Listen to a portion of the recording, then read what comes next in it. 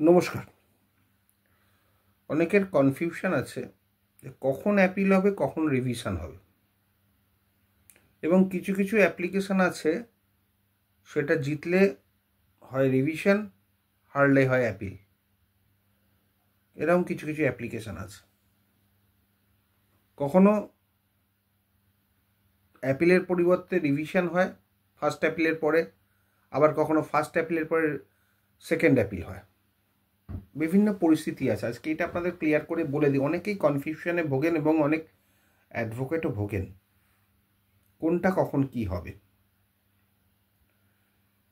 বিশেষ করে junior advocate যারা সবে এসছেন বা বেশ কিছুদিন আছেন, তাদের মধ্যে এই রিভিশন আর অ্যাপিল নিয়ে প্রচুর কনফিউশন আছে। ক্লায়েন্টদের মধ্যে তো আছেই। এখানে যেটা হয়, ধরুন জুনিয়র ডিভিশনে কোনো স্যুট ফাইল হলো, সেই স্যুটের ডিগ্রির পর অ্যাপিল হবে এডিজি, অ্যাডিশনাল ডিস্ট্রিক্ট জাজ বা ডিস্ট্রিক্ট জাজের কাছে, যেখানে যেরকম হয় অ্যাপিলের প্রভিশন যেমন দেওয়া আছে। তেমনিভাবে যদি সিনিয়র ডিভিশনে ফাইল হয়, সেই সিনিয়র ডিভিশনের ভ্যালু, মামলার ভ্যালু যদি 1,50,000-এর নিচে হয়, তাহলে ডিস্ট্রিক্ট জাজের কাছে অ্যাপিল হবে আফটার ডিগ্রি। আর যদি 1,50,000-এর ওপর ভ্যালুয়েশন হয়, সুট ভ্যালু, তাহলে সেটা সরাসরি হাইকোর্টের ডিভিশন বেঞ্চে অ্যাপিল হবে। আবার যদি ইনজাংশন অ্যাপ্লিকেশন রিজেক্ট হয় মুনসেফ কোর্টে, মানে জুনিয়র ডিভিশনে, তাহলে তার এগেনস্টে অ্যাপিল লাই করবে আপনার এডিজেতে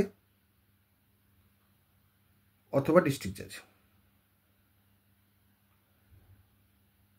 আবার যদি দেখা যায় যে ইনজাংশন অর্ডার এগেনস্টে অ্যাপিল হলো সিনিয়র ডিভিশনে, তারপর অ্যাপিল হলো ডিস্ট্রিক্ট জাজে,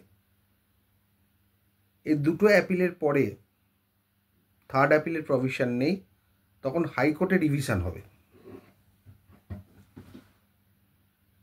মানে বলছি, ধরুন ইনজাংশন রিফিউজড হলো, সেখান থেকে আপনি অ্যাপিলে গেলেন, অ্যাপিলে ইনজাংশনটা একবার বহাল রাখলো, ইন্টারলোকুটরি ম্যাটার, মানে স্যুটের ডিগ্রি নয়, ইনজাংশন অ্যাপ্লিকেশনের উপরে, সেই অর্ডার এগেনস্টে কিন্তু হাইকোর্টে রিভিশন হবে।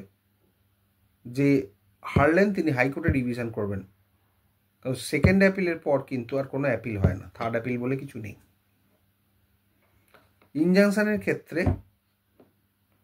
প্রথম কোর্টে যেখানে ইনজাংশনটা রিফিউজ হলো, তারপর immediately division bench, immediately senior division বা ডিস্ট্রিক্ট জাজে করতে হয়, তারপরে আর কিন্তু অ্যাপিল হয়, তারপরে কিন্তু রিভিশন হবে হাইকোর্টে, এই ট্রায়াল কোর্টের অর্ডারটা এবং অ্যাপিল কোর্টের অর্ডারটা নিয়ে।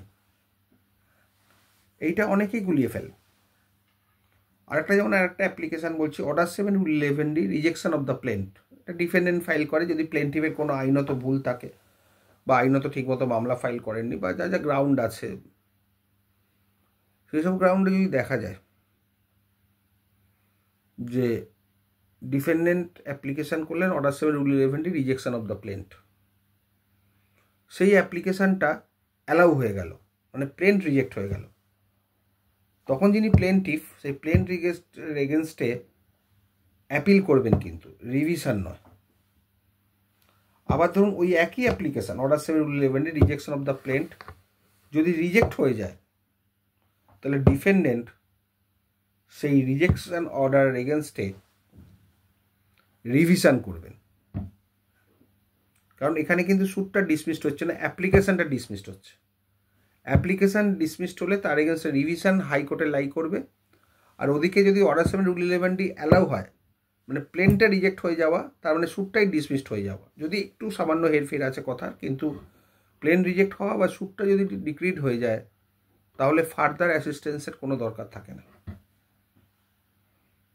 সুতরাং এক্ষেত্রে যেটা হলো, ইন সামারি আমি বলে দিচ্ছি যে লোয়ার কোর্টে যদি ইনজাংশন অর্ডারের এগেনস্টে ইনজাংশন রিফিউজ হলো, তার এগেনস্টে যদি ডিস্ট্রিক্ট কোর্টে অ্যাপিল হবে বা সিনিয়র ডিভিশনে অ্যাপিল হবে, তার এগেনস্টে হাইকোর্টে রিভিশন হবে।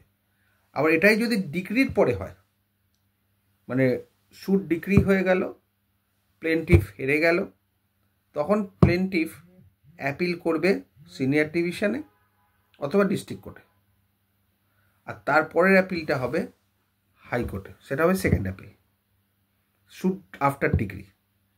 আবার যখন ইন্টারিম ইনজাংশন, তখন নিয়মটা আবার আলাদা, যেটা বললাম এতক্ষণ ধরে। আশা করি আপনাদের বোঝাতে পারলাম এবং কিছুটা কনফিউশন দূর করতে পারলাম। ভালো লাগলে কমেন্ট করবেন। ভালো থাকুন।